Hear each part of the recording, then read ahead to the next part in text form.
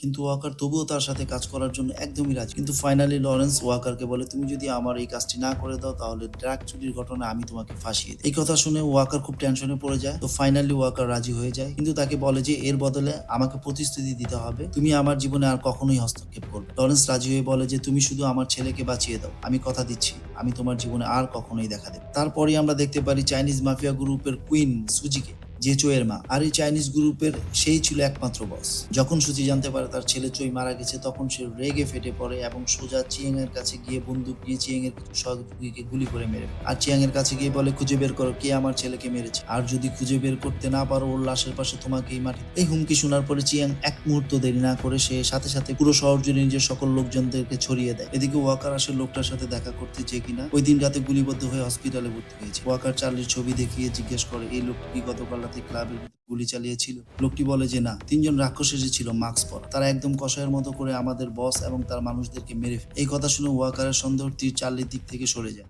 এবং সে সরাসরি হাসপাতালে চলে যায় নিজের পুরনো বন্ধু জ্যাকের। সেখানেই ছিল ভিন্স নামের ওয়াকারের আরেকজন। ভিন্স ওয়াকারকে বলে যে আমরা জানি চার্লির ব্যাপারটা তুমি ভালোভাবেই, আমরা সবাই এক সময় লরেন্স হয়ে সবাই একসাথে কাজ, কিন্তু এবার যদি ওর ছেলে সত্যি খুনি হয়ে যায় তাহলে আমাদের আর কিছুই করার থাকে, কারণ চাইনিজ মাফিয়াদের সাথে লড়াই করা মানে নিজের মৃত্যু নিজেই ডেকে। হ্যাঁ, আমরা এটা ভেবে কষ্ট পেয়েছি যে তোর সঙ্গী হসপিটালে ভর্তি আর তুই এখানে না এসে অন্য কাজে ব্যস্ত ছিল। এই কথা শুনে ওয়াকার আর কোনো কথা বাড়ায় না,